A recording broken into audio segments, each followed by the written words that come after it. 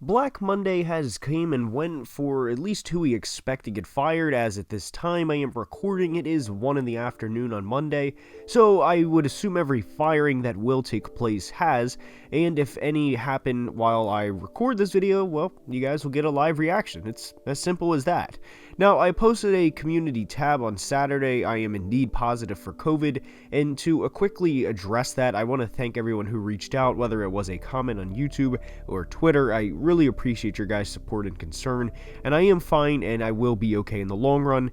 If my voice sounds slightly different today, well, that would be why. But in today's video, we are going to be discussing both Black Monday and the upcoming NFL postseason, so without further ado, let's begin. So, the first thing I'll address, I'm sure a lot of people want to hear it, Mike Zimmer. Generally, I have a script for the videos, and I will after this, but for Mike, I'm just going to free flow here. Look, as much as I could not stand the guy at the end of his tenure, he needed to go. We all knew it. Having him in the 2014, 15, 16, and really 17 area, it was fun to have a defensive-minded head coach where, Mike would pretty much tell any and everyone, like, this is my plan, I'm sticking to it, and in a lot of ways, he was kind of Bill Belichick light at the beginning, this defensive-minded guy, my way or the highway, and when it's working, it works, right? You're not going to have anybody push back, and you never really saw it in those first couple years, and it was a fun time. However, in the last 4 years, and unfortunately Kirk Cousins obviously gets lumped into this with the lack of success that we had because we had 2 division titles in 4 years, and then we had 0 in the remaining 4 years of Zimmer's tenure. It's just sad the way that things went down at the end. Of course, Zimmer really didn't help himself because he was never a, nice guy to the media, and he kind of should have been nicer to someone like Chris Thomason, and Chris always gets the shit end of jokes and the shit end of really everything, if I'm being honest. He puts it on himself in a lot of ways, but, Zimmer fired back at Chris Thomason yesterday and said, like, oh, I don't know about your job security, and it's like, Mike, that's, you're already on your way out. Like, I don't understand the point in one last shot. However, with Mike Zimmer now being exited as head coach, I wish him the best moving forward in terms of the rest of his life. I hope if he wants to retire on his Kentucky ranch, by all means, dude, go for it. You've earned it. You've coached for like 40, 45 years, whatever it is. You earned it, right? For moving forward, though, and I'm going to address Brian Flores later, I would not be opposed to having Brian Flores as head coach. Rick Spielman with the GM was also fired, and I would be very much ecstatic if the Vikings went after Ed Dodds, who is currently in the Colts organization. I would love a head coach GM of Brian Flores or Doug Peterson, and of course the aforementioned Dodds.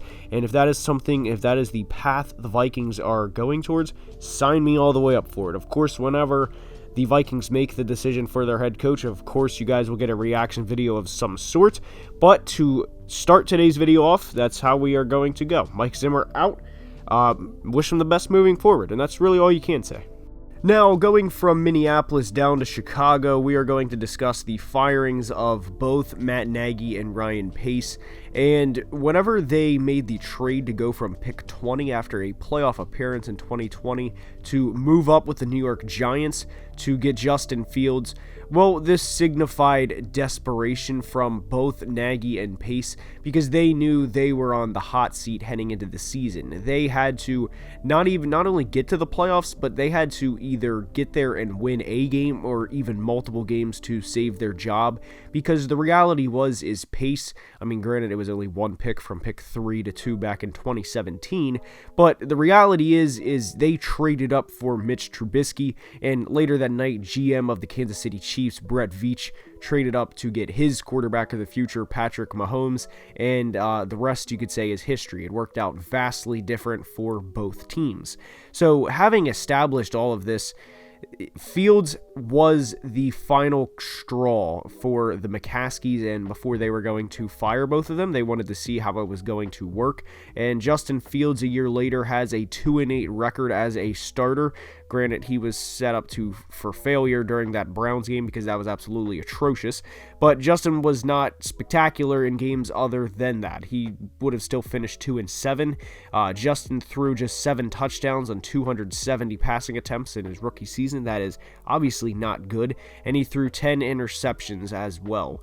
So for the Bears, this is a clean house. And while we think Justin Fields and while we expect Justin Fields to be the future starter there, it's going to be interesting to see how their head coaching and general manager job searching goes, because what head coach and GM candidates are going to want to tie themselves to Justin Fields based on how his rookie season went, because you can really play devil's advocate here and say, Justin doesn't have a lot of weapons to work with. His offensive line isn't great. They don't have a lot of pieces on that offensive line. You'd like to think Tevin Jenkins, based on his mentality and his aggression, is going to be good, but he may not even be good. Again, I'd like to think he is, and of course, the weapons, you really don't need to say anything. Allen Robinson is, of course, good, but aside from him, they don't have a lot of weapons. So it's how much can you really attribute to Justin Fields simply being bad, and how much can you attribute to the Bears supporting cast being equally as bad, if not worse, for what a rookie quarterback needs. A rookie quarterback needs, like a flower. They need everything to set up for them to blossom, and simply put, the Chicago Bears in 2021, they weren't helping Justin Fields getting ready to blossom. Now, as for the firing of former Dolphins head coach Brian Flores, I was absolutely shocked. This team went from 1-7 to 7-7, and they nearly made the playoffs on top of it, and I was surprised to see a team that plays with that much fire and aggression for a coach, and that players seemingly loved, that they just moved on from him. And it's going to be interesting to see how the Dolphins go forward and who they pick to replace Brian Flores after this, because it's going to be hard to get a coach and get somebody that's getting the players as riled up and as fired up as Flores did. And for a team to go from 1-7 to finish the year 8-1, as they did finish 9-8 with a win yesterday over the Patriots. And sure, the Dolphins did have moments this year where they lost to the Jags, for example, and they got beat by the Titans in Week 17 by 31 points, but no other comments, man. I'm surprised. I was shocked as hell whenever he got fired and Joe Judge kept his job. And for Giants fans to keep Joe Judge another year, it's going to be another year of garbage. They're going to finish with at most 7 wins next year. Unless the whole NFC East gets injured and they're playing like, Greg Ward is the wide receiver 1 all across the division, not just for the Eagles, but they're going to finish the year with another bad record. So I was very shocked, and I even had a tweet that said, how does Brian Flores get fired and Joe Judge keeps his job, or something like, if Brian Flores gets fired, there's no way Joe Judge survives.